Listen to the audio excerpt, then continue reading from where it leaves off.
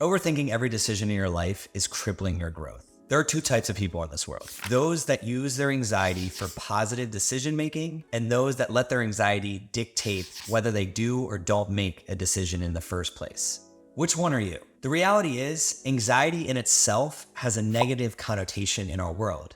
But I believe the purpose that anxiety truly serves is to make sure that we take our time when making decisions that are going to impact us beyond today. So if you are somebody that struggles with anxiety, the first step really is to realize this is something that everyone goes through, and you can make the choice to not let it cripple you. Something that I've done in my past is when I felt that anxiety, I let the anxiety take over, and it caused me to be indecisive or that weren't in best interest of my present moment and future self. If we were to analyze what decisions actually are, we start to realize that every human being on planet Earth is making thousands of decisions every single day.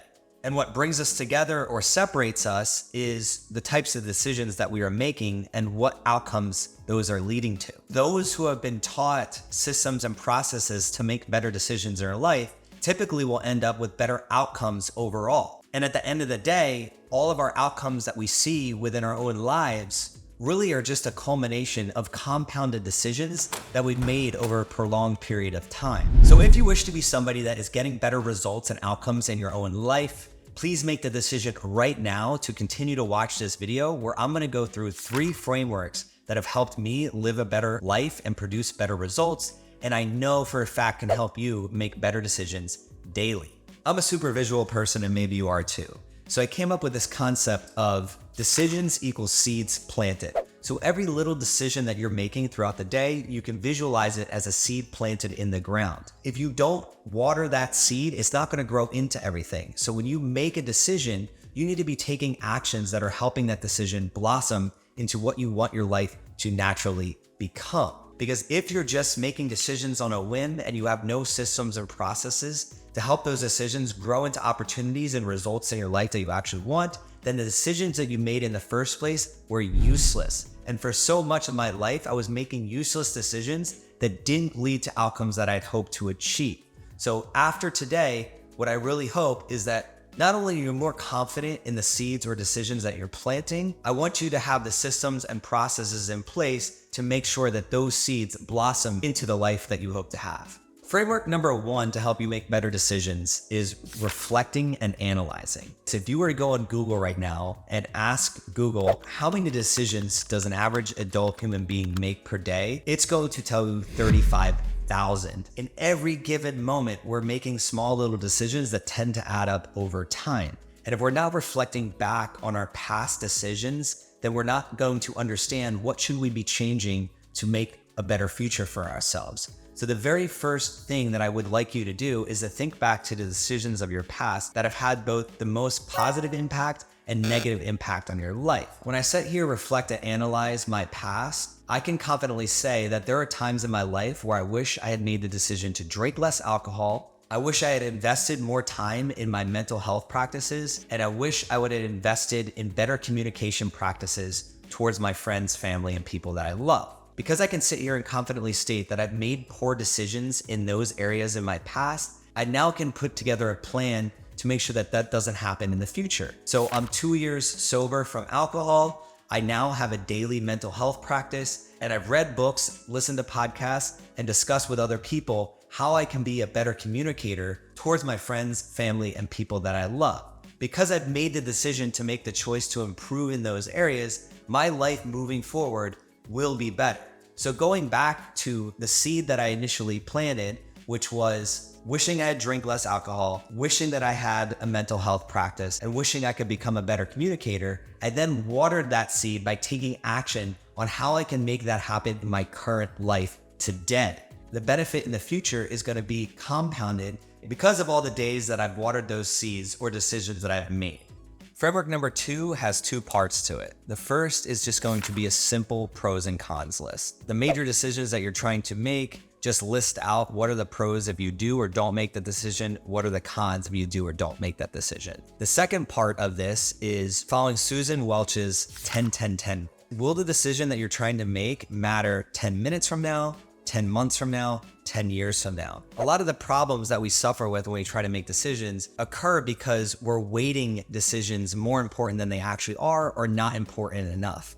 When you think about things mattering 10 days, 10 months, 10 years from now, we can realize really quickly whether this decision matters that much. Let's go into real estate, for instance. You're going to buy a home. Will that decision matter to you 10 days from now? That's a yes. Will this decision matter 10 months from now? That's a yes. Will this decision matter 10 years from now? That just depends on how long you want to live in this house and what you're buying the house for. So it helps you weight the level of decision. Here's a little bit less serious of a decision. What flavor ice cream should you get when you're going to get ice cream after your dinner? Is this decision going to matter 10 minutes from now, 10 months from now, 10 years from now? It might matter 10 minutes from now if you get a flavor that you don't like, therefore you wasted your money. Will that money matter 10 months from now? Hell no. And will the ice cream that you had today matter 10 years from now? Not a chance. So that decision shouldn't take you more than a split second to make. If you utilize the pros and cons list alongside the 10-10-10 rule, you are giving yourself a better chance to understand what decisions are really important in the short term of your life and in the long term of your life. The third and final framework that I'm going to discuss here today is called a SWOT analysis. This is something I really like to utilize in the businesses that I consult for, but I also use it in my personal life. SWOT stands for strength, weaknesses, opportunities, and threats. When I think about decisions, I think about what type of decisions can I make that are going to help me propel and excel in my life? What are going to strengthen my life? I then think the opposite side of that, which is weaknesses. What are decisions am I making that are making me a little bit weaker, that might be hurting some areas of my life? Next is opportunities. If I make this decision right now, what future opportunities could blossom because I make this decision? And last is threats. Is there going to be any threats or challenges that I'm going to have to conquer in the foreseeable future? If you analyze your strengths or weaknesses, the opportunities, and the threats that are potentially going to happen to you, you have a full spectrum, 180 degrees of awareness of how your decisions are going to impact your life. We cannot with certainty say that when I make this decision, this is exactly what's going to happen with my life. Really, all that we can control is playing the odds, is making things more probable in our favor. And a SWOT analysis is really good at helping you understand the different advantages and disadvantages of making every decision that you make on a daily basis. When I think back to every decision that I've made in my life that I would consider and quantify as poor, meaning it led to something that I didn't really like, or I got hurt, or something else happened down the line that I wish didn't happen. When I think about those times, 9 out of 10 of them were created because I had this false sense of urgency when trying to make the decision. I felt like I had this pressure on myself that I had to make a split-second decision when the reality was that urgency was fake. I was putting it on myself. And in the moment, if I feel like I'm struggling with a decision, all I need to do is say, I don't need to make this decision right now. It can go a day, 2 days, a week, a month, sometimes, and allow myself the time to truly understand what is going to happen if I make this decision. So because I think back on my life and realize that a false sense of urgency created poor decisions, today what I can do is integrate those 3 frameworks that I discussed about earlier in this video when I'm giving myself that time. So for instance, one area of my life right now where I'm trying to make a decision is where should I put my energy in terms of my career? I recently had a child and that put a lot of constraint on what my day-to-day looks like.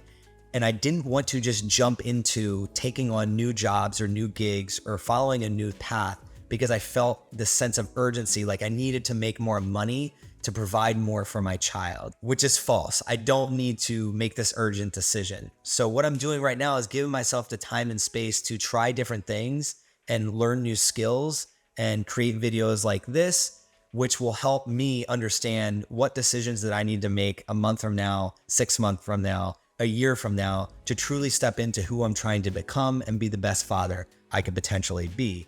Old me probably would be taking on more projects because I felt this sense of urgency like I've been describing to make more money and provide more. I really don't need to do that. All I need to do is continue to do what I'm doing and do it better and give myself the time and the grace to understand what it is I'm truly trying to get out of life. That's going to overflow into him and the life that he's living as he grows into the little boy and man that he's going to be.